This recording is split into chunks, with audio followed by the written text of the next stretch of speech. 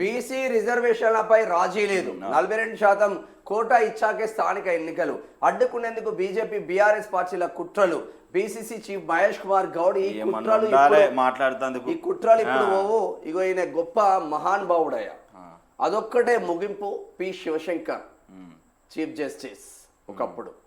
ఈ justice ఇందిరాగాంధీకి emergency టైంలో చాలా కీ రోల్గా పనిచేసిండు. మన తెలంగాణ బిడ్డ, ఒక బీసీ బిడ్డ.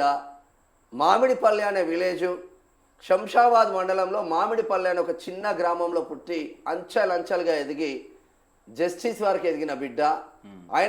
ఆయన అస్తిత్వమే మొత్తం బీసీల కోసం రాసిన ఈ బుక్. ఆయన ఒకటే చివర్లో ఒక ముక్క రాసుకొచ్చిండు, ఇక్కడ మీకు చదివి వినిపించే ప్రయత్నం చేస్తా. బీసీల కోసం, ఇతర బలహీన వర్గాల కోసం నేను సాధించాలనుకున్నది చాలా ఉంది.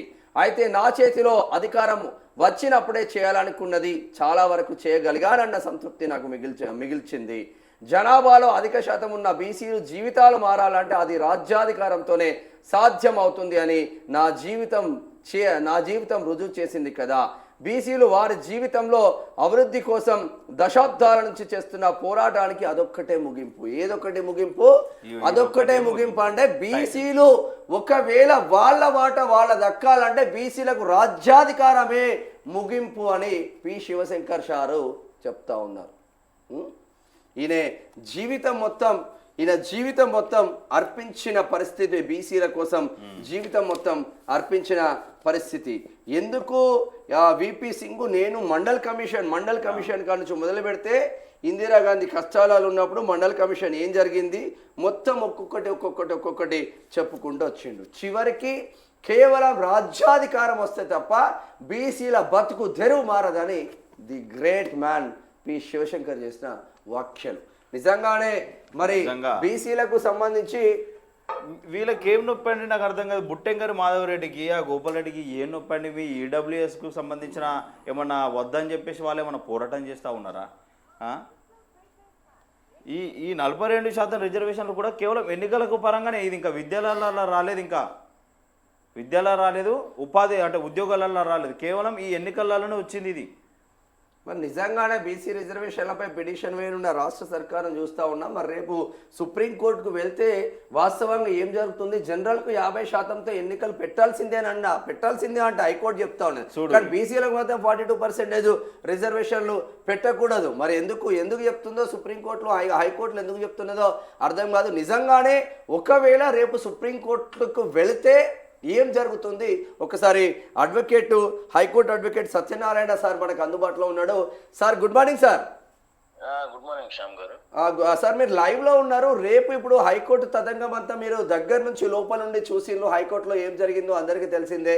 మరి హైకోర్టులో అంటే స్టే విధించింది, కంప్లీట్గా 6 వారాల స్టే విధించింది. తదనంతరం వీళ్ళు సుప్రీంకోర్టుకు వెళ్తానన్న చర్చ జరుగుతుంది. మరి సుప్రీంకోర్టుకు వెళ్తే జీవో నెంబర్ 9కి ఏమైనా గ్రీన్ సిగ్నల్ వస్తుందా సార్? మీకున్న అవగాహన మేరకు సుప్రీంకోర్టుకు వెళ్తే ఇంతకుముందు కేసీఆర్ కూడా వెళ్ళిండు 396 కదా, 396 జీవోతో సుప్రీంకోర్టుకు వెళ్ళినా కూడా కొట్టేసిన పరిస్థితి. ఇప్పుడు కాంగ్రెస్ సర్కార్ రేపు సుప్రీంకోర్టుకు వెళ్తే ఏం జరగబోతుంది సార్? అసలు హైకోర్టు ఏదైతే జీవో నెంబర్ 9 ఒకటే కాదు, జీవో నెంబర్ 41, 42 మీద కూడా స్టే విధించింది. ఓకే, అంటే మొత్తం 3 జీవోలు. ఈ 41, 42లో ఏమున్నాయి సార్ జీవోలలో? ఇదే ఇప్పుడు ఈ రిజర్వేషన్ గురించి మొదలు 2 బిల్లులు పంపించడం జరిగింది రాష్ట్ర ప్రభుత్వము. ఓకే, మార్చిలో ఉభయ సభల్లో తీర్మానం చేసి దాన్ని బిల్లు రూపేణ గవర్నర్ పంపితే గవర్నర్ గారు కేంద్రాన్ని పంపించడం జరిగింది. అది 42% రిజర్వేషన్ విద్యా ఉద్యోగాలలో కూడా అని చెప్పి ఆ బిల్లు అన్నమాట. సో అందులో దానికి సంబంధించి మిగతా మొత్తానికి కూడా 3 మీద కూడా విద్యా, ఉద్యోగము ప్లస్ పంచాయత్ రాజు, అందులో మళ్ళీ municipality act, Panchayat Raj act 2 కూడా అమెండ్ చేస్తూ ఉన్న బిల్స్ అన్నమాట అవి. దాని మీద జీవోలు. ముఖ్యంగా ప్రధానంగా మనం చూసినట్టయితే ఇప్పుడు ఈ రోజు కొత్త కాదు, ఇప్పుడు ఏదైతే అగ్రవర్ణాలు ఉన్నారో వారు ఈ రోజు యాక్టివ్ అయ్యారు, ఈ రోజు కొత్త కాదు. వారు అంటే ఉమ్మడి ఆంధ్రప్రదేశ్ లో కూడా మనం మొదటి నుంచి చూసుకుంటే బీసీ రిజర్వేషన్ అన్నప్పుడల్లా వాళ్ళు అడ్డుపడుతూనే ఉన్నారు. మీరు ముఖ్యంగా గమనించినట్లయితే ఒకసారి చరిత్రలోకి వెళ్తే కాసు బ్రహ్మానంద రెడ్డి గారు ముఖ్యమంత్రి ఉన్నప్పుడు వారు అనంతరామన్ కమిషన్ వేసిన క్రమంలో 66లో మరి ఆ కమిషన్ 1970 వారు రిపోర్ట్ ఇచ్చింది 25% ఇవ్వచ్చు అని బీసీలకు. అప్పుడు వీరు కోర్టుకు పోయినారు. తర్వాత ఏదైతే బడుగు బలైన వర్గాలను బలంగా చేసుకొని మరి ఎన్టీ రామారావు గారు ముఖ్యమంత్రి అయినారు, మురళీధరరావు గారు కమిషన్ బేస్ చేసుకొని వారు 1986లో వారు కూడా బీసీలకు 44% రిజర్వేషన్ పెంచిండు. ఆ రోజు ఈ రోజన్నా 42% కానీ ఆ రోజు 44% రిజర్వేషన్ పెంచినారు. ఆ పెంచిన క్రమంలో దానిపైన కూడా వీరు హైకోర్టు పోతే అంటే సరైన ఆ రోజు హైకోర్టు చెప్పిన మూల్యాంకాలు ఏంటంటే ముఖ్యమైన అంశాలు, మీకు అసలు బీసీలకు సంబంధించి డేటా ఉందా, బీసీలు ఎంతమంది ఉన్నది ఒక క్లారిటీ ఉందా, ఆ ఆధారాలు ఉన్నాయా అనే అంశం మీద కొట్టేయడం జరిగింది. అదే కాకుండా ఇప్పుడు ఇంకోటి ఏంటంటే సెంట్రల్ లో ఉన్నటువంటి ప్రభుత్వాలు ఏవైతే ఉన్నాయో అవి ఆ సెంట్రల్ గవర్నమెంట్ స్టేట్ గవర్నమెంట్ ఒకటైనా ఉండాలి లేదా హంగైనా ఉన్నప్పుడే అది సాధ్యపడుతుంది. దానికి ఉదాహరణే జయలలిత గారు ఆ రోజు హంగులో ఉన్నారు కాబట్టి, ఆ రోజు కేంద్రంలో కాంగ్రెస్ ఉంది కాబట్టి కాంగ్రెస్ కు వీరు మద్దతు పలికారు కాబట్టి వీరు మా ఎంపీలను మాకు ఈ బిల్లుకు సపోర్ట్ చేయకపోతే మీకు ఖచ్చితంగా ప్రభుత్వాన్ని పడగొట్టే పరిస్థితి ఉంటుందని అన్నందుకు వారికి ఆ బిల్లు అది చట్టబద్ధతలో షెడ్యూల్ 9 లో కలిసింది. ఇప్పుడు ఏం లేదండి, వాస్తవానికి రాజ్యాంగ సవరణ జరిగితే తప్ప బీసీలకు అధికారం వచ్చే పరిస్థితి లేదు, బీసీలకు రిజర్వేషన్ వచ్చే పరిస్థితి లేదు వాస్తవానికి. కాకపోతే ఏంటంటే ఇప్పుడు ఏదైనా సరే ఈ రోజు కొత్త కాదు, వాళ్ళు అడ్డుపడుతున్నది కొత్త కాదు. సుప్రీంకోర్టుకు పోతున్న విషయం అందరికీ తెలిసిందే. మనం మొదలే అనుకున్నాం, మనం ఆర్డర్ రాకముందే అనుకున్నాం ఒకవేళ ఎవరు ఇక్కడ అగ్రిడ్ పార్టీ అయినా వారు ఖచ్చితంగా సుప్రీంకోర్టు అప్రోచ్ అవుతారని మనం కేసు వేసిన రోజే మనం మాట్లాడుకున్నాం. అదే జరుగుతా ఉంది.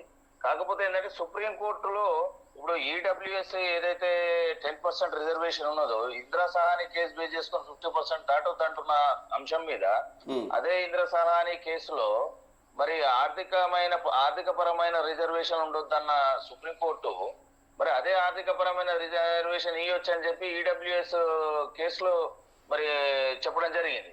సో దాన్ని బేస్ చేసుకొని ఏమన్నా పోతే తప్ప అంటే మనకి ఇక్కడ 50-50 అవకాశం ఉంది. ఏది సుప్రీంకోర్టులో మరి స్టే వేకెట్ చేసే అవకాశం 50-50 ఉంది. మరి చూడాలి అది అంటే 50% స్లాబ్ పెంచకూడదు అని ఒక నిబంధన అయితే ఉంది కదా, 3 steps. అంటే ఇప్పుడు రాజ్యాంగంలో అయితే ఎక్కడ లేదు, అది అందరూ అంటున్నదే మనం చూస్తున్నది. అయినప్పటికీ కూడా ఇందిరా సహాని కేసు బేస్ చేసుకొని సుప్రీంకోర్టు ఆ కేసులో గైడ్ లైన్స్ ఇచ్చింది. అది రాజ్యాంగంలో ఎక్కడా లేకున్నప్పటికీ కూడా 50% స్లాబ్ దాటొద్దు అనేది సుప్రీంకోర్టు యొక్క సూత్రప్రాయంగా వాళ్ళు నిర్దేశించిన ఆర్డర్ అది. కాకపోతే దాన్ని బేస్ చేసుకొని మిగతా ఎక్కడ పోయినా ఏ రిజర్వేషన్ అంశం వచ్చినా దాని మీదనే ఇది హైకోర్ట్స్, అన్ని రాష్ట్రాల హైకోర్ట్స్ దాన్ని ఫాలో అవుతా ఉన్నాయి. కానీ ఇప్పుడు ఏదైతే ఈడబ్ల్యూఎస్ వచ్చిందో ఈడబ్ల్యూఎస్ కేసు వేసిన క్రమంలో అదే 5-man బెంచ్ ఏదైతే ఉందో వారు చెప్పడం జరిగింది. అంటే ఇది ఆర్థిక పరమైన రిజర్వేషన్ కూడా ఇవ్వచ్చు, ఆర్థికంగా వెనుకబడ్డ వారు ఏ కులానికి సంబంధించిన వెనుకబడ్డ వారు ఇవ్వచ్చు అనేది వచ్చినప్పుడు ఇప్పుడు మనకు ఇంద్రసాని కేసు 50% సీలింగ్ స్లాబ్ అనేది దాటినట్టు అయింది కదా. సో అదొక అంశం మీద మరి రాష్ట్ర ప్రభుత్వం పోయే అవకాశం ఉన్నది. అదే కాక ఇప్పుడు ఇంకోటి ఏంటంటే మనకు క్లియర్ కట్ గా ఆ రోజు భారత రాజ్యాంగాన్ని దూరదృష్టితో రాసిన అంబేద్కర్ గారు ఒక క్లియర్ కట్ గా ఆ రోజులనే మన రాజ్యాంగంలో ఆర్టికల్ 46లో క్లియర్ గా ఉన్నది. బలహీన వర్గాలకు ఆర్టికల్ 340-341 ప్రకారంగా రాష్ట్ర ప్రభుత్వాలు ఒక అథరైజ్డ్ కమిషన్ వేసి రిజర్వేషన్ కల్పించుకోవచ్చు అనేది ఉన్నది. దాని ప్రకారంగా మరి ఇక్కడ కమిషన్ ఒకటి ఏర్పాటు చేసినారు, ఏది మన డెడికేషన్ కమిషన్. కాబట్టి ఆ రిపోర్టు అయితే వీళ్ళు ఎక్కడ కూడా హైకోర్టు కానీ పిటిషన్ వేసిన వాళ్ళు కానీ ఎక్కడ కూడా దీన్ని వ్యతిరేకించట్లేదు, కానీ కరెక్ట్ గా ప్రాసెస్ కాలేదు అనేది ఒకటి తీసుకొచ్చారు. దాని మీద కూడా హైకోర్టు కూడా ఏంటంటే 50% సీలింగ్ అనేది చూపించుకుంటూ గవర్నర్ దగ్గర పెండింగ్ ఉన్నాయి కాబట్టి దీన్ని మేము ముందుకు తీసుకుపోలేము, దీని కరెక్ట్ కాదు, ప్రాసెస్ కరెక్ట్, రాష్ట్ర ప్రభుత్వం అనేది ఒక కరెక్ట్ లైన్ అప్ లో రాలేదు అనేది దాని మీద బేస్ చేసుకొని స్టే విధించడం జరిగింది. సరే, ఇప్పుడు హైకోర్టు ఫైనల్ కాదు కాబట్టి సుప్రీంకోర్టు ఖచ్చితంగా ఎవరైనా పోతారు. సరే, సుప్రీంకోర్టులో మరి అవకాశం అయితే చాలా తక్కువనే ఉంది స్టే వేకేట్ చేయడానికి.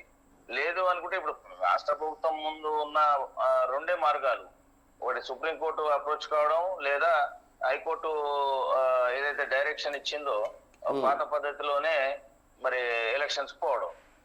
పాత పద్ధతిలో పోతే బీసీలు అందరూ ఒక్కసారి ఉవ్వెత్తున ఎగిరే ఆస్కారం ఉంటుంది. కరెక్టే, కానీ ఇప్పుడు మరి చట్ట ప్రకారం అయితే మరి కోర్టు ఆర్డర్ ఫాలో కావాల్సిన అవసరం ఉంది కదా. అందుకని ప్రభుత్వం ఏం చేస్తా ఉంది, సుప్రీంకోర్టు అప్రోచ్ అయింది. ఇక్కడ మీరు ఒకసారి గమనిస్తే వారికి తెలుసు సుప్రీంకోర్టు పోతారని, అందుకనే వాళ్ళు ఎలాంటి ఆర్డర్ రాకుండా మొదలే అక్కడ సుప్రీంకోర్టులో కేవేట్ వేసి పెట్టినారు. ఓకే, అంటే వాళ్ళు ఎంత ఫాస్ట్ గా ఎంత ముందు ఆలోచనలో ఉన్నారు చూడండి, ఆ విధంగా నడుస్తా ఉంది. ఓకే ఓకే ఓకే అన్న, thank you sir, thank you so much. Thank you. ఇది అంటే వాస్తవంగా ఏంటంటే సుప్రీంకోర్టుకు పోయినా ఒరిగేదేం లేదు అన్న చర్చ మాత్రం ఇక్కడ వస్తూ ఉంది వాస్తవంగా. మరి నిజంగానే ఏమైనా ఒరుగుతుందా అంటే ఒరిగేది కూడా ఏమీ లేదు. కేవియట్ పిటిషన్ వేసిన్లు, ఏ కేవియట్ పిటిషన్లు వేసినా ఏం చేసినా కూడా ప్రభుత్వానికి ఒరిగేదేం లేదు, బీసీ సమాజానికి కూడా ఒరిగేదేం లేదు. ఇక బీసీలకు 42% రిజర్వేషన్ రావాలంటే ఇక బీసీల చేతిలో రాజ్యాధికారం రావాలి అని పి శివశంకర్ సార్ చెప్తా ఉన్నాడు. ఆయన అనుభవాలు చాలా గొప్పగా ఉంటుంది. అదొక్కటే ముగింపు అని బుక్ ఉంటుంది, మీకు అమెజాన్లో కూడా అవైలబుల్ ఉంటుంది, ఒకసారి చదవండి, చాలా సబ్జెక్ట్ పెరుగుతుంది.